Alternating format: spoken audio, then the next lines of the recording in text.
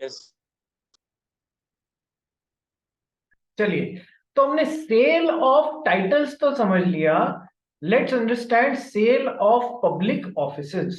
Let's understand sale of public offices. देखो ऐसा है, एक एग्जांपल देखना, और ये एग्जांपल शायद ना एग्जाम में आया हुआ है कि सर, मान लो ये बान्यमी है, ये गवर्नमेंट डिपार्टमेंट में बहुत अच्छे ओहदे पे है, ठीक है, और बान्यमी की एक बॉस है, ठीक है, बॉस की एज है 58 ईयर्स। सरकार बोलती है 60 साल में रिटायर हो जाने का है। सरकार क्या बोलती है? 60 साल में रिटायरमेंट होने का है, आफ्टर दैट घर जाओ, मजे करो, रिटायर्ड लाइफ जियो, आगे लोग दूसरे आगे बढ़ेंगे, ठीक है। बॉस जिस दिन रिटायर होगी, उस दिन मान्यमी को ही बॉस की जगह पे अपॉइंट किया जाएगा। ये क्लियर कट है, क्योंकि डिपार्टमेंट में हायरार्की में सबसे ऊपर सेकंड लास्ट, सेकंड वही आ रही है, और दूर दूर तक बाकी लोग उसके पीछे हैं डिपार्टमेंट में, तो बान्यवी का ही नंबर लगने वाला है। और साथ में एक तो बॉस की पदवी भी मिलेगी, मतलब प्रमोशन भी होगा। दूसरा, इसको क्या कहते हैं, मतलब इंक्रीमेंट्स भी लगेंगे जब इस बॉस की पदवी पे आ जाएगी तो बान्यवी ने एक दिन बॉस को ऑफर दिया, बॉस देखो, आपके अभी रिटायरमेंट में 2 साल हैं, रिटायरमेंट में 2 साल हैं, आप 1 लाख रुपए महीने के हिसाब से 24 मंथ्स के आपको 24 लाख रुपीज मिलेंगे, ठीक है। मैं आपको एक ऑफर देती हूँ, मैं आपको 24 लाख रुपीज आज देती हूँ, अभी के अभी देती हूँ, ठीक है। आप आज अपना रिटायरमेंट ले लो, you take your retirement, give me your retirement. तो उससे क्या होगा? सर, आपको 2 साल काम भी नहीं करना पड़ेगा, आपको काम जितने पैसे भी मिल जाएंगे, आप वॉलंटरी रिटायरमेंट ले लो, आप 2 साल मजे भी करोगे, पैसे मैं दे देती हूँ, और आपकी बाकी पेंशन वेंशन तो सरकार से चालू हो जाएगी, और मुझे ये फायदा होगा कि मुझे जल्दी ये सीट मिल जाएगी, तो मतलब मेरे को जो चाहिए वो मिल जाएगा। तो sir, this is an agreement for sale of public offices. This is an agreement for sale of public offices, ठीक है। और मतलब इस तरीके से ये गलत एग्रीमेंट है, it is against public policy, larger public interest के खिलाफ ये बात हो रही है, ठीक है। काम काम के तरीके से ही होना चाहिए। तो this is a against public policy, hence it's a void agreement, hence it is not enforceable by law, number one. Number two, sir, और भी सेल ऑफ पब्लिक ऑफिसेज वाली मैंने आपको एग्जांपल बताया कि पैसे लेके गवर्नमेंट डिपार्टमेंट में जॉब दे देना, this is sale of public offices. Now why it is against public policy? कहीं ना कहीं आपने डिजर्विंग कैंडिडेट का हक मार के उसकी जगह पैसे देने वाले को अपॉइंट कर दिया है। So sale of public offices and titles. बात समझ आ गई भाई? पढ़ लें इस पॉइंट को, sale of public offices and titles को पढ़ लेते हैं, आ जाओ Shirin. An agreement of trafficking, that is to buy, sell, or procure in public offices, is against public policy, hence void. Public policy requires that there should be no money consideration for an appointment to an office in which public is interested. ठीक है, जिसमें public का interest है, सरकारी नौकरियां निकली है, 50 पद निकले हैं, 50 सीट्स निकली हैं, पैसे खा के 10 जने भी आ गए तो उन्होंने 10 डिजर्विंग कैंडिडेट्स का हक मार लिया है, ठीक है। So public policy requires that there should be no money consideration for an appointment to an office in which public is interested, ठीक है। चलिए आगे, ये केस पढ़ते हैं, स्वामीनाथन वर्सेस मुत्तुस्वामी। पढ़ गई। Where A promises to pay a sum to B in order to induce him to retire, so as to provide room for A's appointment to the public office held by B, the agreement is void. तो जो मैंने आपको example अभी समझाया था ना, boss को retire करवाने वाला, वो यही है, स्वामीनाथन वर्सेस मुत्तुस्वामी। इस केस का नाम ध्यान रखना है, ठीक है। या फिर पैसे लेके सरकारी नौकरी देना is an agreement which is against public policy. आइए नेक्स्ट करते हैं, 5, 6, 7, 8, 9। Agreement for creation of monopolies में आपको करवा चुका हूँ। An agreement in establishment of monopolies is oppose to public policy, कहीं ना कहीं उसमें लार्जर पब्लिक इंटरेस्ट को नुकसान हो रहा है, तो वो वॉइड होता है। नेक्स्ट देखो, एक नंबर 8 देख लेते हैं, agreements interfering with marital duties. Agreements which are interfering with marital duties, जो आपकी शादीशुदा जिंदगी में इंटरफेयर कर रहे हो, ऐसे agreements are against public policy. जैसे an agreement which interfere with performance of marital duties is against public policy and void। क्या? A promise by a married person to marry during the lifetime of his spouse। Mister A है, ये mister A शादीशुदा है, हाँ, इनकी बीवी है Mrs B, ठीक है। ये अपनी शादीशुदा होने के दौरान मिस एक्स से वादा कर रहे हैं कि मैं आपसे शादी कर लूंगा, ठीक है। अरे यार, ये ऐसा agreement is against public policy. यदि ऐसे एग्रीमेंट्स होने लग गए तो हमारी जो एक पारिवारिक व्यवस्था है वो ध्वस्त हो जाएगी, खत्म हो जाएगी, ठीक है। इसलिए ऐसे agreements agreements which are interfering with marital duties are against public policy and hence they are void, ठीक है। तो अब अपने को करना है पांचवा, छठा और सातवां point, interference with course of justice. Sir सीधा एग्जाम्पल पढ़ो, 1 सेकंड में समझ में आएगा। ए agrees to pay a bribe of ₹1 lakh to a जज, it is unlawful and hence void agreement, it is against public policy, you are interfering with course of justice. आप पैसे देके न्याय को अपने फेवर में मोड़ रहे हैं, तो जो बेचारा सही आदमी है उसका क्या होगा? जो बेचारा सही आदमी है वो तो एग्जिस्टेंस पे उसके क्वेश्चन मार्क लग जाएगा। सो ऐसे एग्रीमेंट बिटवीन द जज and the person who is paying the bribe to give the decision in his favour, these agreements are against public policy as they are interfering with the course of justice, ठीक है। तो पढ़ ले एक बार शिरीन इसको। An agreement to interfere with the process of justice is unlawful and void. An agreement whose object is to induce any judicial officer or of the state to act partially or corruptly is void as it is opposed to public policy. However, a compromise or settlement of civil case is not regarded as interference with the court of justice.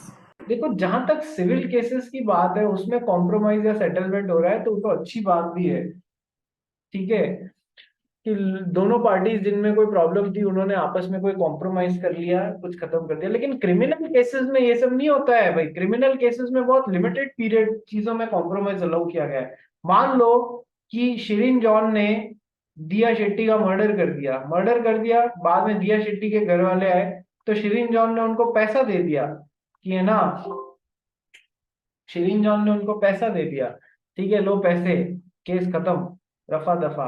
ऐसा होने लग गया ना तो लोग जिनके पास में पैसे होंगे खुलेआम मर्डर करेंगे। सो ये सब अगेंस्ट पब्लिक पॉलिसी है, मतलब कानून व्यवस्था स्टेट में खत्म हो जाएगी यदि इस तरीके से क्रिमिनल केसेस में कॉम्प्रोमाइज अलाउ करने लग गए या interfering with course of justice allow करने लग गए। तो सर आपकी आवाज कट रही है। मेरी आवाज कट रही है? अरे भाई क्या करें, अब आ रही है वापस? हाँ, तब ब्रेक तो हो अरे ही बीच अभी आ में। रही है, बट वो जब बड़ा सेंटेंस हो रहा था बीच में ब्रेक हो। तो मैं छोटे छोटे सेंटेंस बोलूं, ऐसा बोल रहा है? नहीं, मैं ऐसे थोड़ी बोल रहा, आप ट्राई करो बोलने का, अगर ब्रेक हो रही तो मैं बताता हूँ। अच्छा, अभी तो ब्रेक नहीं हो रही रे? नहीं। या अभी भी हो रही है? थोड़ी हो रही है सर। थोड़ी हो रही है सर, चलो कोई बात नहीं। तो सुनो, interference with the course of justice, just give me a second, मैं थोड़ा नेटवर्क चेंज करके देखता हूँ सही आ रही है कि नहीं आ रही। Just give me a second.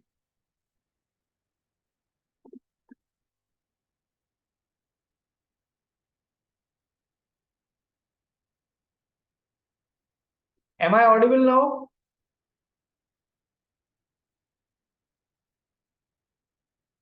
Shirin, am I audible now? Yes, sir. ठीक है, अभी क्लियर आ रही है एकदम मस्त? Yes, sir.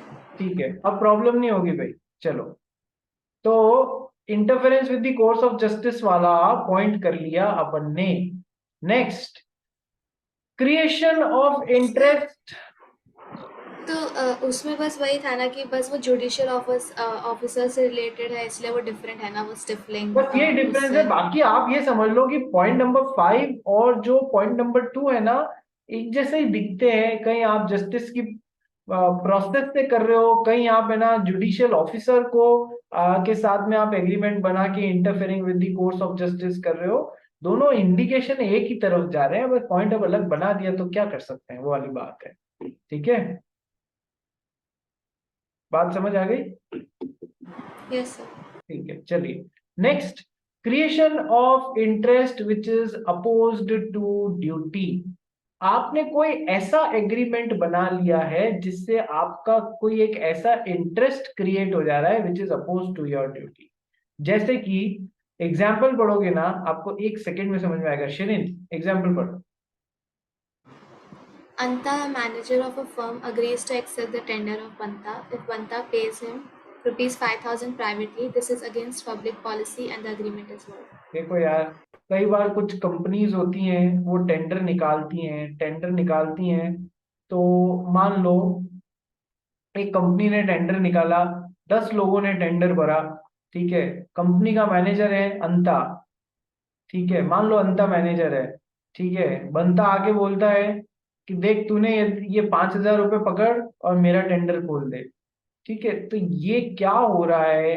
अंता का काम था, ड्यूटी क्या थी कि जो बेस्ट टेंडर है उसको सेलेक्ट करना as a manager of this firm. लेकिन उसने क्या किया, ऐसा एग्रीमेंट बना लिया which is against his duty, which is against opposed to his duty. ठीक है, तो ये ही is creating an interest which is oppose to duty. it's an agreement which is opposed to public policy. So an agreement by which one person is forced to do something which is against his professional or public duty is opposed to public policy and hence it is void, वो गलत होता है। ठीक है, creation of interest against public policy. And last one, marriage brokerage agreements. ठीक है, marriage brokerage agreements का क्या मतलब होता है ये समझो। ये किस तरफ इंडिकेट कर रहे हैं? 2 एग्जाम्पल दिखाता हूं मैं आप लोगों को कि सर एक में तो पंडित जी आते हैं। पंडित जी आज भी काफी घरों में ये चलन है, पंडित जी के पास में 10 बायोडेटा होते हैं लड़के लड़कियों की शादी के लिए। तो वो अपने जजमान को यानी कि आपको बताते हैं कि भाई देखो आपके बच्चे के लिए ये 10 बायोडेटा है, देख लो, कोई समझ में आवे तो आगे बात कर लो। एक तो ये होता है, ये कोई गलत काम नहीं हो रहा है, ये सही काम हो रहा है। लेकिन एक आदमी आता है, वो बोलता है, मिस्टर एक्स बोलता है मिस्टर वाई को कि जाओ ये पकड़ो 2 लाख रुपए, मेरी शादी नहीं हो रही है, मेरे लिए कहीं से भी लड़की लेके आओ। ठीक है, I mean in the sense ऐसा होता है, आप लोग को थोड़ा सा जान के अजीब लगेगा बट ऐसा होता है कि ये लो पैसे और मेरे लिए एक कहीं से भी लड़का लेके आओ या लड़की लेके आओ, या ऐसा ऐसा चलता है। और जो इंडिया के गरीब स्टेट्स हैं वहां से ऐसा से अवेलेबिलिटी कराई जाती है, ये हार्ड फैक्ट है। अभी आप लोग बच्चे हो, क्या ज्यादा जानते हो इस बारे में? ठीक है, so these sort of agreements are marriage brokerage agreements. जब हम मैरिज ब्रोकरेज एग्रीमेंट्स बोलते हैं तो हमारा मतलब इनसे है। These are against public policy because they are against the larger public interest. ठीक है, पैसे से कोई दूल्हा दुल्हन खरीदे जाते हैं क्या? ठीक है, तो ये गलत है, इनमें कोई प्रॉब्लम नहीं है। इसी तरीके से शादी.com या फिर ये मैट्रिमोनी, इंडियन मैट्रिमोनी.com या ये जो भी होते हैं ना, ये क्या करते हैं, ये केवल आपको अपना डेटाबेस का एक्सेस देते हैं कि आपने उनको पैसा भरा, उन्होंने आपको डेटाबेस का एक्सेस दिया कि भैया आपके जो जो सर्च क्राइटेरिया उस हिसाब से ये 50 प्रोफाइल मिली है, ये 10 प्रोफाइल मिली है। तो ये आपको आपके डेटाबेस का एक्सेस देते हैं, नथिंग मोर देन दैट। इसमें कुछ भी गड़बड़ नहीं है, कोई मैरिज ब्रोकरेज एग्रीमेंट नहीं है जो हमारे हिसाब से गलत है, जो हमारे हिसाब से अगेंस्ट दी पब्लिक पॉलिसी है। तो what are marriage brokerage agreements? An agreement to pay money to a person for negotiating marriage between parties is against public policy and void. यहाँ पर निगोशिएटिंग का मतलब क्या है, जो मैंने आपको बताया ना, एक्चुअली जाके उस पैसे से निगोशिएट करके खरीद के लाना, यहाँ वो मतलब है। आइए केस लॉ पढ़ते हैं। शरीन, वेंकट कृष्णा वर्सेस वेंकट चलम, पढ़ भाई। A sum of money was agreed to be paid to the father in consideration of his giving his daughter in marriage. Held such a promise amounted to a marriage brokerage contract and was void. तो आपको बिल्कुल समझ में आ गया होगा, जो मैंने आपको पहले बताया था ना, वो वाले एग्रीमेंट्स वॉइड है। सेकंड पढ़ भाई। Where a Purohit was promised a certain sum of money in consideration of procuring a second wife for the defendant, it was held that the promise was opposed to public policy and thus void. तो sir Vaidyanathan versus Gangaraj कहना क्या चाह रहा है कि sir यदि आपने database दिया है, चाहे पंडित ने दिया है चाहे शादी.com ने दिया है, उसमें कोई प्रॉब्लम नहीं है, लेकिन आप किसी को पैसा देके भेज रहे हो कि आपने मेरे लिए ये काम कर दिया, उसको इसको ले आया उसको ले आया तो आपको भी पैसा मिलेगा, या पैसे से लेके आ जाओ, मतलब what they are doing is आप वहां से बस लेके आ जाओ आपको पैसा मिल जाएगा, ऐसा नहीं है। डेटाबेस देना कभी मैरिज ब्रोकरेज एग्रीमेंट्स नहीं होगा। सर मैं इतने पैसे दूंगा, वो मेरे लिए लड़की लेके आ जाओ या मेरी शादी उससे करा दो, ऐसा ये सब मैरिज ब्रोकरेज एग्रीमेंट, फिर वो गलत हो जाएगा। डिफ्रेंशिएट करना सीखना। नीचे नोट पढ़ भाई। Marriage Bureau only provides information and doesn't negotiate marriage for reward, therefore it is not covered under this point. Marriage bureau या पंडित जी जब तक आपको केवल डेटाबेस दे रहे हैं, इंफॉर्मेशन दे रहे हैं, तब तक वो वैलिड कॉन्ट्रैक्ट है, कोई प्रॉब्लम नहीं है। लेकिन जब यदि वो आपसे पैसे के लिए मैरिज निगोशिएट करने लग गए, तो फिर वो अग्रीमेंट अगेंस्ट पब्लिक पॉलिसी हो जाएगा, या मैरिज ब्रोकरेज एग्रीमेंट हो जाएगा, और वो अगेंस्ट पब्लिक पॉलिसी होकर वॉइड एग्रीमेंट्स हो जाएगा। तो इसी के साथ में आज हमने ये पूरा चैप्टर कर लिया है। चैप्टर नंबर 4 जो है वो अब आप इसका क्वेश्चन बैंक, जिसमें ये पार्ट और ये पार्ट तीनों कर लोगे, चौथा पार्ट बचेगा बस वॉइड एग्रीमेंट वाला, उसके क्वेश्चन छोड़ के बाकी कर देना। अच्छा, अब न्यू दिया, तेरे पास में क्वेश्चन बैंक है या नहीं है? सर हम्म, है मेरे पास।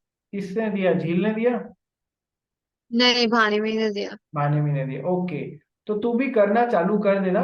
जो क्वेश्चंस तूने जो अभी पढ़ा है ना, लॉफुल ऑब्जेक्ट और कंसिडरेशन का, तो या फ्री कंसेंट में भी तूने थोड़ा बहुत जो देखा हो, उसके क्वेश्चंस जो भी मिलते हो वो करना स्टार्ट कर देना, ठीक है?